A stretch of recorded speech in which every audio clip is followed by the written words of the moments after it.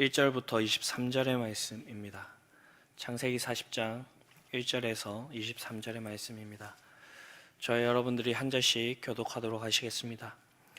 그 후에 애굽 왕의 술 맡은 자와 떡 굽는 자가 그들의 주인 애굽 왕에게 범죄한지라.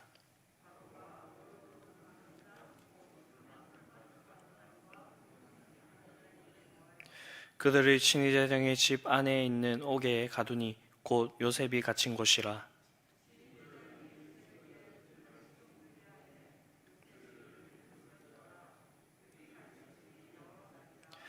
옥에 갇힌 애굽 왕의 술 맡은 자와 떡 굽는 자 두 사람이 하룻밤에 꿈을 꾸니 각기 그 내용이 다르더라.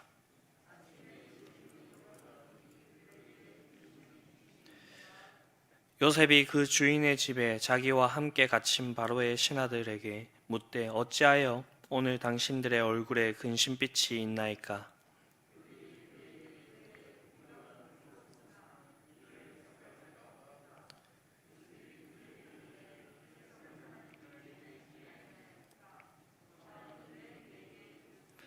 술 맡은 관원장이 그의 꿈을 요셉에게 말하여 이르되 내가 꿈에 보니 내 앞에 포도나무가 있는데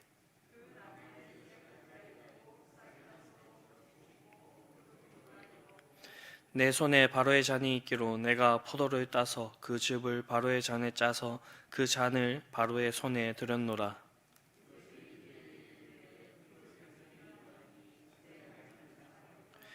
지금부터 사흘 안에 바로가 당신의 머리를 들고 당신의 전직을 회복시키리니 당신이 그 전에 술 맡은 자가 되었을 때에 하던 것 같이 바로의 잔을 그의 손에 드리게 되리라.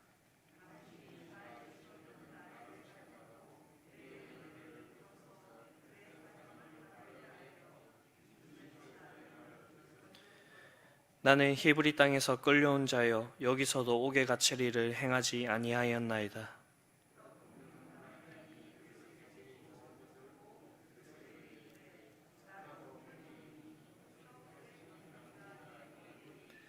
맨 윗 광주리에 바로를 위하여 만든 각종 구운 음식이 있는데 새들이 내 머리의 광주리에서 그것을 먹더라.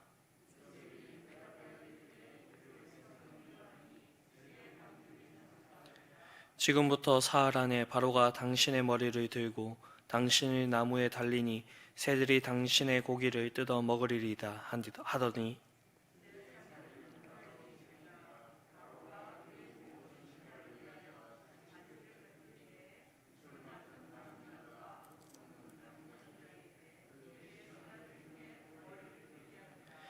바로의 술 맡은 관원장은 전직을 회복하며 그가 잔을 바로의 손에 받들어 드렸고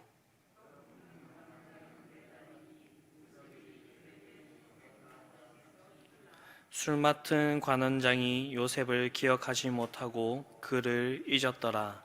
아멘.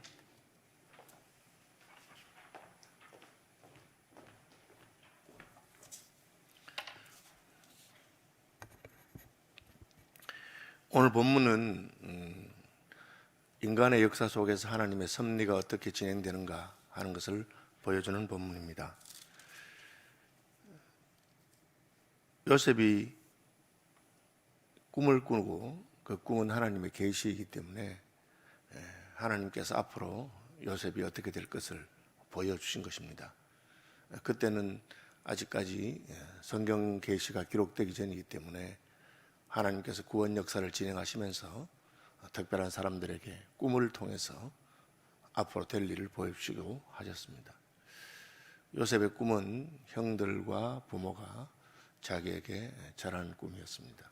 그것은 요셉이 아주 높아진다는 것이고 형들이 요셉에게 절하는 그런 자리에 가게 된다는 것을 말합니다.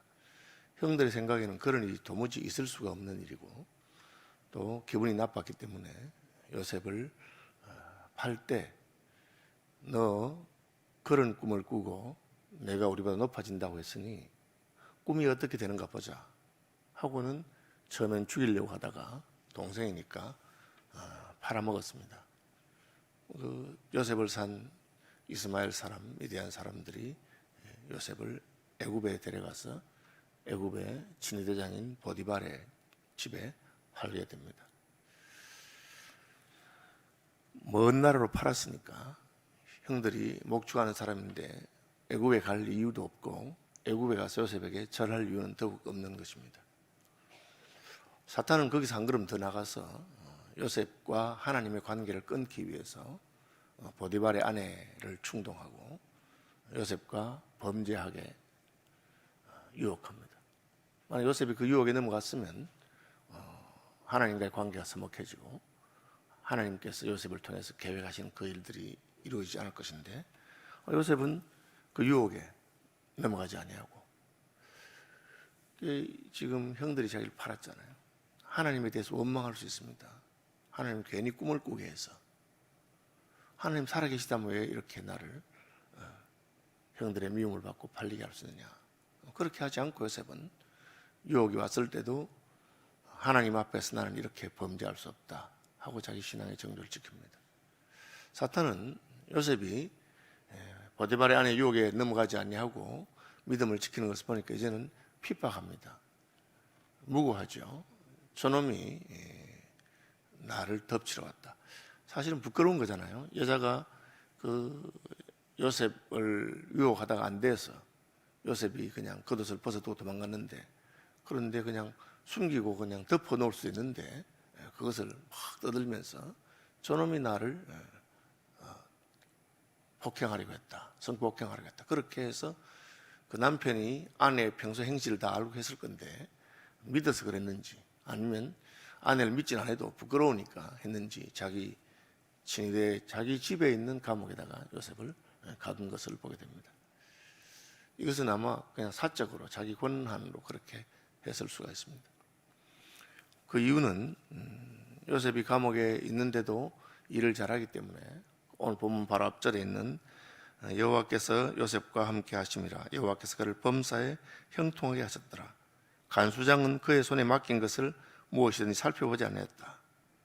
간수장이 옥중 제수를 다 요셉의 손에 맡김으로 그 재반 사물을 요셉이 처리하고 감옥에 가서도 요셉이 인정받은 것입니다. 다시 말하자면 감옥에 왔지만 억울하다. 이 사람이 억울한 것 같다. 그렇게 생각하는 사람들이 있었다는 것을 볼 수가 있습니다.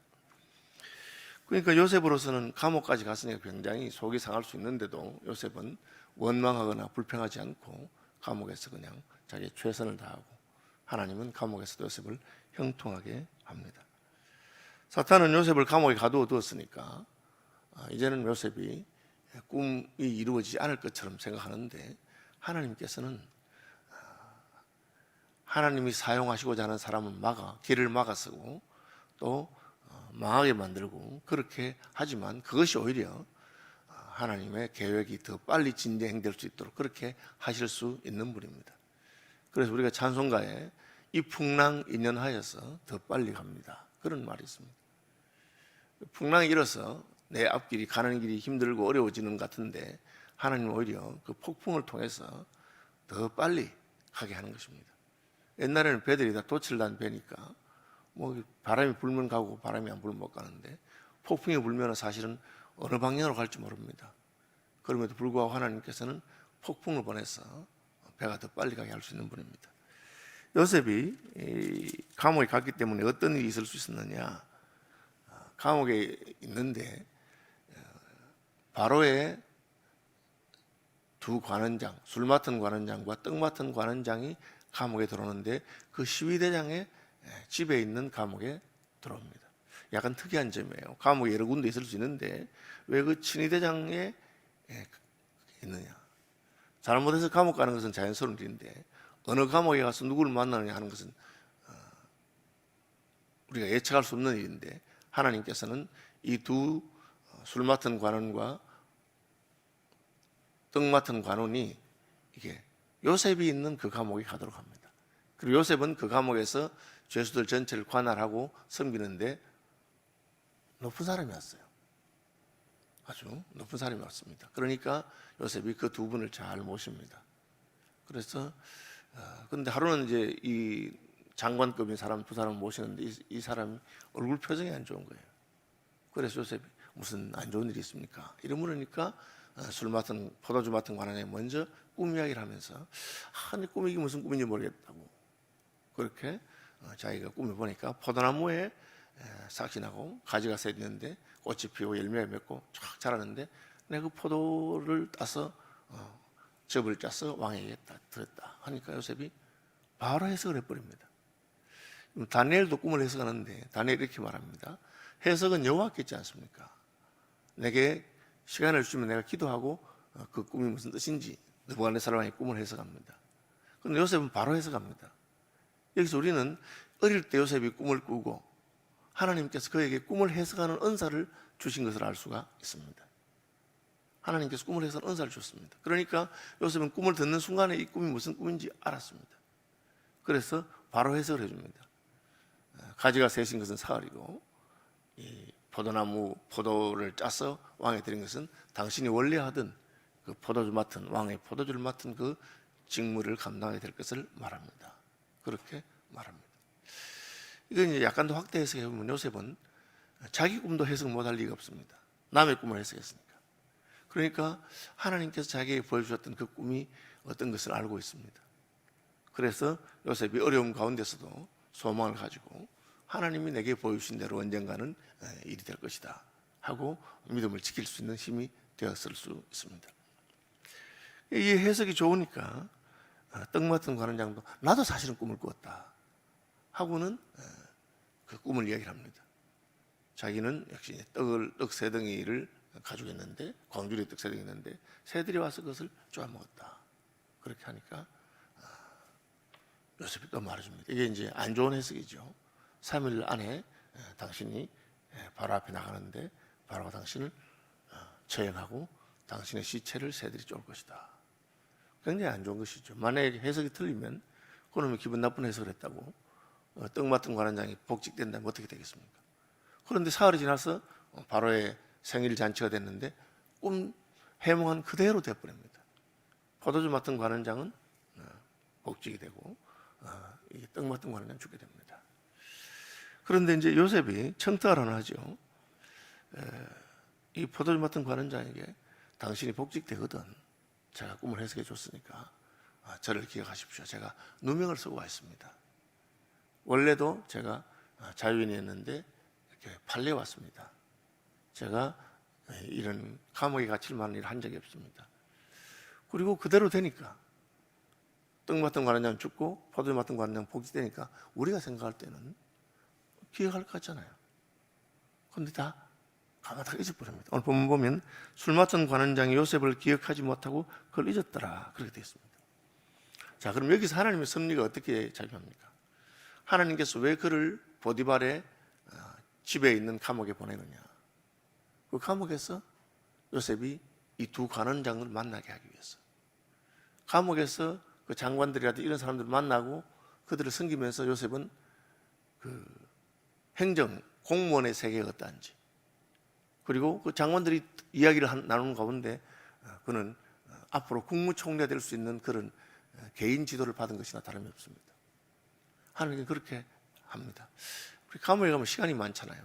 그래서 뭐 김진홍 목사님 같은 분들은 감옥에 가서 성경책 많이 읽어서 성경을 꿰뚫게 된다든지 또 반대로 감옥에 가서 더 자기보다 더 흉악한 범죄자를 만나서 더 죄를 많이 짓는 것을 배우게 된다든지 왜 시간이 많으니까 있는 동안에 집중하게 됩니다. 요셉은 감옥에 가서 그 애굽의 관료들 장관들이 와서 그와 대화하는 중에서 바로의 성격은 어떠하고 뭐 이 나라의 행정은 어떻게 돌아가고 시간이 많으니까 그런 이야기를 하다가 그런 것을 배우고 훈련을 받게 되는 것입니다. 왜? 지금 감옥에 갔기 때문에 하나님이 원래 말씀하신 형들이 자기에게 절하고 부모가 절하고 하는 그런 데서 멀어진 것처럼 보이는데 하나님께서 오히려 더 애굽의 총리로 요셉을 만들기 위해서 미리 훈련하시고 준비하는 것입니다. 그래서 그 기간이 힘들어 보여도 오히려 하나님은 섭리적으로 사용하십니다. 그래서 시편 기자는 고난당한 것이 내게 유익이라. 고난당하기 전에 내가 제대로 못했는데 고난당하고 나서 내가 하나님께서 쓰시기 위해 합당한 사람으로 준비되고 훈련되었다. 그렇게 된 겁니다. 그리고 한 걸음 더 나가서 그럼 이 술 맡은 관원장은 왜 은혜를 모르고 요셉이 꿈을 해석해 줬으니까 또 부탁을 했으니까 어려운 부탁도 아니잖아요. 그냥 요셉을 한번 조사 다시 해보자. 그래서 요셉이 누명을 썼다. 그럼 복직시켜주면 됩니다. 그런데 하나님께서 막으십니다. 왜 막으시느냐? 지금 복직되면 뭐가 되겠습니까? 다시 보디바르 집에 종으로 돌아가는 겁니다. 복직돼봤자 그냥 뭐 자유인 정도로 끝나는 겁니다. 하나님의 계획은 무엇입니까? 그로부터 2년이 지나서 애굽의 바로가 꿈을 꾸고 아무도 그 꿈을 해석하지 못할 때 해석하는 겁니다. 만약에 이 두 장관이 밖에 있어서 꿈을 꾸었다면 요셉에게 물어볼 이유가 없습니다. 애굽에도 꿈을 해석하는 사람들이 있겠죠. 그런 사람들 불러서 물었을 것입니다. 감옥에 있으니까 꿈은 꾸는데 물어볼 사람이 아무도 없어요. 그런데 요셉이 먼저 와서 물어보고 꿈 꾸었다 하니까 바로 해석을 해준 겁니다. 이 모든 것은 하나님께서 때가 되어서 요셉을 쓰기 위해서. 그리고 2년 뒤에서 바로가 꿈을 꿨는데 아무도 해석 못하니까 그때서야 생각이 난 거죠. 아, 참 요셉이 그 감옥에 있던 그 청년이 꿈을 너무 해석을 잘하던데. 그러니까 바로의 꿈을 해석하기 위해서 보내고, 그리고 꿈을 해석하고 바로 관직에 가는데 국무총리가 되는 겁니다. 한 걸음 들어가서 요셉이 바로의 꿈을 해석하던 나이가 만 30이라고 되어 있습니다. 왜? 이제 그 뒤에 고고학의 발굴에 따르면 이집트에서 공직에 나갈 수 있는, 고위공직에 나갈 수 있는 나이가 만 30입니다.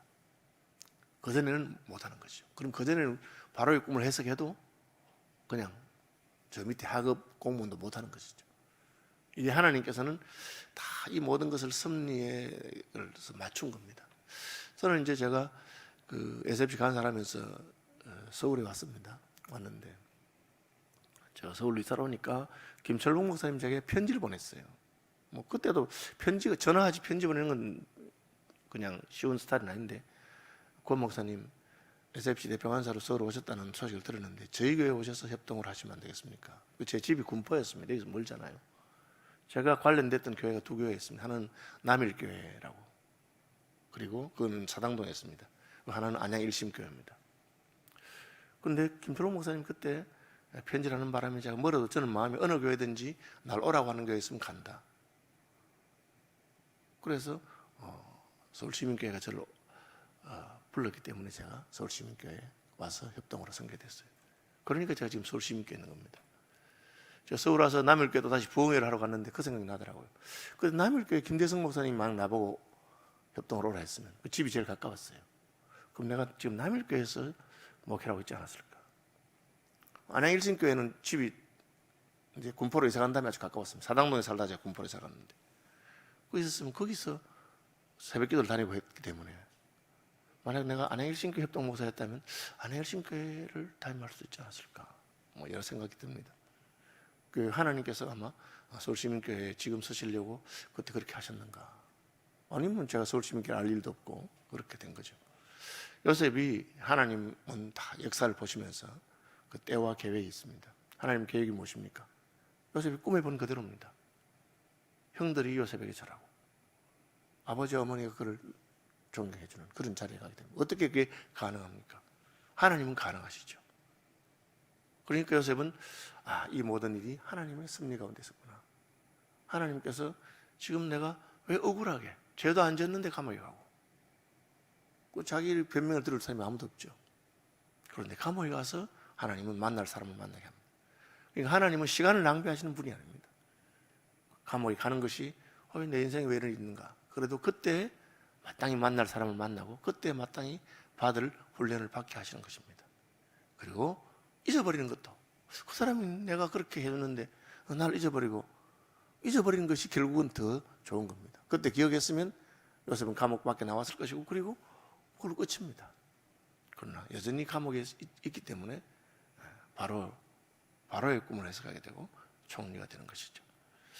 여기서 우리는 하나님께서 역사를 주관하시는 분이시다 하는 것을 믿는 신뢰의 마음을 가져야 됩니다. 인생을 살아가다 보면 억울한 일도 있고 왜 이런 일이 생길까 이해가 안 되는 일도 있을 수 있습니다. 그러나 우리는 다 이해 못해도 하나님은 나보다 지혜로우시고 하나님 역사를 주관하시니까 결국은 하나님을 사랑하는 자에게는 모든 것이 합력해서 선을 이룬다. 우리가 알거니와 하나님을 사랑하는 자, 곧 그 뜻대로 부르심을 받은 자들에게는 모든 것이 합력하여 선을 이룬다. 후일에 사도 바울이 하나님의 성령의 감동을 받아서 이 계시를 할 때 그렇게 말한 것입니다. 요셉에게 꼭 그렇게 되는 겁니다. 합력의 선을 이룹니다. 그리고 나중에 요셉은 형들의 절을 받고 그가 흉년을 해결하면서 형들이 날 살려달라, 아버지가 죽었는데 이제 날 죽이지 말아라 할 때 당신들은 나를 해치려 하였지만 하나님은 그것을 선으로 바꾸사 오늘같이 만민을 구원하는 일에 나를 사용하셨다. 자기의 사명을 발견하는 것이죠. 아, 하나님이 날 높이신 이유가 이렇게 우리 가족들을 다 구원하기 위해서, 또 천하 만민의 흉년을 구제하기 위해서 하셨구나, 그렇게 고백하게 되는 것입니다.